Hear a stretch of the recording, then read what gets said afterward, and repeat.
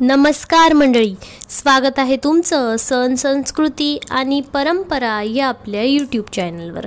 मंडळी, आज आपण पिंपळाचे झाड एवढे पूजनीय का आहे, म्हणजे त्याची आपण का पूजा करतो व त्याचप्रमाणे ती पूजा योग्य पद्धतीने कशी करावी आणि पूजा करताना कुठली चूक करू नये. आणि आपण ऐकलं असेल की बऱ्याच वेळा असं सांगितले जातं, संध्याकाळी पिंपळाच्या झाडाजवळ जाऊ नये, तर ते का असं म्हणतात याविषयीची संपूर्ण माहिती आपण आज या व्हिडिओच्या माध्यमातून पाहणार आहोत. त्यामुळे तुम्ही व्हिडिओ शेवटपर्यंत पहा. आणि हो, अजूनसुद्धा तुम्ही जर आपल्या सण संस्कृती आणि परंपरा या यूट्यूब चॅनलला सबस्क्राईब केलं नसेल तर आत्ता लगेचच सबस्क्राईब करा. आणि आपले हे माहितीपूर्ण आणि नवनवीन व्हिडिओ तुम्हाला पाहायला आवडत असतील तर समोर दिलेल्या बेल आयकॉनवर सुद्धा क्लिक करा, म्हणजेच कुठला नवीन व्हिडिओ आला की त्याची नोटिफिकेशन तुम्हाला लगेचच मिळेल. आणि आपले व्हिडिओ जास्तीत जास्त लाईक आणि शेअरसुद्धा करा. तर मंडळी, आपल्या हिंदू धर्मात पिंपळाचे झाड हे अत्यंत पूजनीय मानले जाते आणि ते सर्वोत्कृष्ट वृक्ष मानले जाते.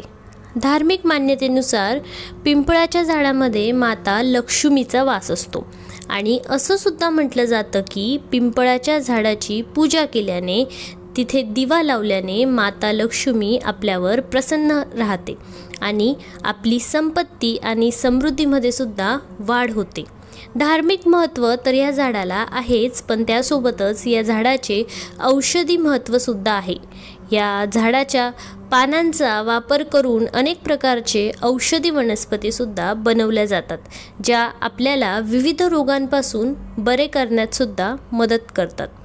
आणि असं सुद्धा म्हटलं जातं की पिंपळाच्या झाडामध्ये भगवान कृष्ण स्वतः वास करतात, कारण श्रीमद भागवत गीतेत त्यांनी स्वतः सांगितले आहे. अर्जुनाला उपदेश करताना श्रीकृष्ण म्हणाले, सर्व वृक्षांमध्ये मीच पिंपळ वृक्ष आहे. म्हणजेच स्वतः भगवान श्रीकृष्ण पिंपळाच्या झाडात वास करतात, असं गीतेच्या 10व्या अध्यायात सांगितले आहे. पिंपळाच्या झाडाला इतकं महत्त्व देण्यामागे अनेक कारणे आहेत. पिंपळाच्या झाडाखाली गवतसुद्धा उगत नाही, याचाच अर्थ नवीन जीवन तयार होण्यास प्रतिबंध होतो. इतर झाडांच्या प्रमाणात पिंपळाचे झाड हे शेकडो वर्ष जगते. पृथ्वीवर अनंत काळ राहिल्यामुळे हे भगवान श्रीकृष्णांनी म्हटले आहे की हे माझे स्वरूप आहे. स्कंदन पुराण या धार्मिक ग्रंथातही या झाडाचा उल्लेख आढळतो, ज्यामध्ये या वृक्षाला भगवान विष्णूंचे संपूर्ण रूप मानले गेले आहे. पिंपळाच्या झाडाच्या मुळाशी भगवान विष्णू वास करतात. श्रीकृष्ण त्या झाडाच्या खोडात आणि नारायण स्वतः त्या झाडाच्या फांदीवर वास करतात, असे सांगितले जाते. याशिवाय त्यांच्या पानांमध्ये श्रीहरी वास करतात आणि सर्व देवदेवता त्या पानांमध्ये वास करतात. पिंपळाच्या झाडामध्ये सर्व देवता आणि स्वतः नारायण यांचा निवास असल्यामुळे त्याचे महत्त्व अनेक पटींनी वाढते. वास्तुशास्त्रातही पिंपळाचे झाड खूप शुभ मानले जाते, परंतु ते घरात लावणे अशुभ असते असे सुद्धा सांगितले जाते. जर हे झाड घराच्या कानाकोपऱ्यात वाढत असेल तर याचा अर्थ तुमच्या घरावर वास्तुदोषांचा प्रभाव पडतो. घरात जर पिंपळाचं झाड वाढत असेल तर वास्तुशास्त्रानुसार हे योग्य मानलं जात नाही. ते वाढू देऊ नका, कारण त्यामुळे कुटुंबातील सदस्यांची प्रगती होत नाही आणि रोज अनेक प्रकारच्या वेगवेगळ्या समस्या निर्माण होतच जातात. पिंपळाचे झाड तोडूसुद्धा नये, तसं करणंसुद्धा अशुभच असतं असं सांगितलं जातं. परंतु ते घराच्या कोपऱ्यात कुठेही वाढत असेल तर त्याची पूजा करून फक्त रविवारीच आपण ते काढून टाकावे, इतर कोणत्याही दिवशी ते तोडू नये. आता पिंपळाचे झाड पूजनीय तर आहेच आणि त्याची पूजा करण्याचे अनेक फायदेसुद्धा आहेत. तेच आपण आता पाहूयात की पिंपळाच्या झाडाची पूजा योग्य पद्धतीने कशी करावी आणि कुठली चूक आपण करायची नाही. कारण वास्तुशास्त्रात पिंपळाच्या झाडाची पूजा करण्याचे अनेक फायदे सांगितले आहेत. शनिवारी पिंपळाच्या झाडाची पूजा केल्याने शनिदेव प्रसन्न होतात आणि सर्व दुःखापासून आपल्याला मुक्ती मिळते आणि शनिदोष दूर होतो. त्याचप्रमाणे ब्रह्मपुराणाच्या 118व्या अध्यायात एका संदर्भाद्वारे स्वतः शनिदेवांनी सांगितले आहे की जो कोणी शनिवारी पिंपळाची पूजा करेल, पिंपळाला स्पर्श करेल, त्याच्या सर्व मनोकामना पूर्ण होतील आणि त्या व्यक्तीला शनीशी संबंधित त्रासांना कधीही सामोरे जावे लागणार नाही. पिंपळाच्या झाडाची पूजा केल्याने गरिबीतून मुक्ती मिळते आणि या झाडाची नियमित पूजा केल्याने सुख समृद्धी आणि वैभव ऐश्वर्य प्राप्त होते.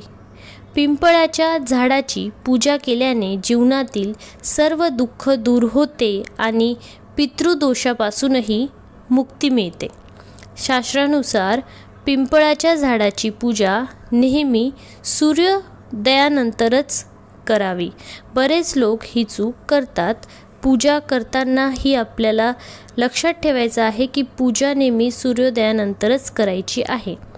तेव्हाच आपल्या सर्व मनोकामना पूर्ण होतात आणि कुठलाही दोष असेल, बाधा असेल, त्यामुळे आपल्याला त्या दूर करण्यास मदत मिळते.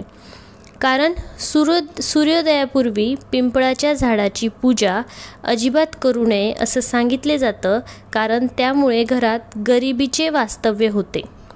शास्त्रानुसार सूर्योदयापूर्वी अलक्ष्मीचा वास पिंपळाच्या झाडावर होतो, जे गरिबीचे प्रतीक मानले जाते.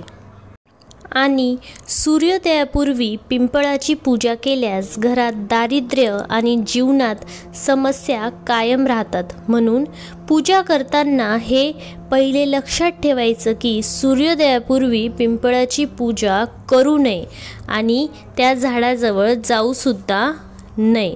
त्यामुळे आपल्याला त्याचे वाईट परिणाम भोगावे लागतात. आणि रविवारी पिंपळाच्या झाडाला पाणीही अर्पण करू नये. तुम्ही इतर दिवशी सूर्योदयानंतर गाईचं कच्चं दूध किंवा पाणी अर्पण करू शकता आणि मोहरीच्या तेलाचा दिवाही तुम्ही लावू शकता, परंतु रविवारी तुम्ही या झाडाला पाणी अर्पण करू नये असं सांगितलं जातं.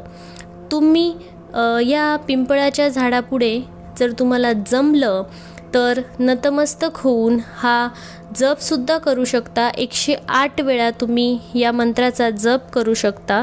तो मंत्र अशा पद्धतीने आहे: मूलतो ब्रह्मरूपाय मध्यतो विष्णुरूपिणे अग्रत शिवरूपाय वृक्षराजाय ते नमः. आयु प्रजा धनधान्य सौभाग्य सर्वसंपदं देहि देव महावृक्ष त्वामह शरणं गत, त्वामह शरणं गत. आणि अशा पद्धतीने या मंत्राचा जर तुम्हाला जमलं तर 108 वेळा तुम्ही जपसुद्धा करू शकता. तुम्हाला शनी दोष असेल किंवा त्याच्या संबंधित काही तुम्हाला अडचणी असतील तर त्या दूर होण्यास नक्की तुम्हाला मदत मिळेल. आणि अशा पद्धतीने, सोप्या पद्धतीने आपण पिंपळाच्या झाडाची पूजा करू शकतो. फक्त दिवा लावताना लक्षात ठेवायचं की आपण मोहरीचा तेलाचा जर दिवा लावला तर अधिक चांगलं आणि सूर्योदयानंतरच त्या गोष्टी करायच्या आहे, एवढं लक्षात ठेवायचं. आणि अशा पद्धतीने पूजा आपण करू शकतो. तर कळालंच असेल तुम्हाला की पिंपळाचं झाड एवढं पूजनीय का आहे आणि पूजा करताना आपल्याला कुठली चूक करायची नाही आणि संध्याकाळी पिंपळाच्या झाडाजवळसुद्धा का जाऊ नये याचंसुद्धा कारण तुम्हाला कळालं असेल की माता लक्ष्मीची बहीण अलक्ष्मी म्हणजेच दरिद्रता जिला म्हटलं जातं, तिचं सूर्यास्तानंतर तिचं तिथे स्थान असतं. त्यामुळे आपण त्यावेळी संध्याकाळी तिथे जायचं नाही, पिंपळाच्या झाडाखाली जायचं नाही असं आपल्याला सांगितलं जातं, असा सल्ला आपल्याला दिला जातो. तर मंडळी, माहिती कशी वाटली, हा व्हिडिओ कसा वाटला मला कमेंट करून नक्की सांगा. व्हिडिओ जर तुम्हाला आवडला असेल तर व्हिडिओला लाईक, शेअर आणि सबस्क्राईब केल्याशिवाय अजिबात जाऊ नका. पुन्हा भेटू अशाच नवीन छान माहितीसोबत. तोपर्यंत तुमची काळजी घ्या. हा व्हिडिओ तुम्ही शेवटपर्यंत पाहिल्याबद्दल तुमचे खूप खूप धन्यवाद आणि सर्वांना जय महाराष्ट्र.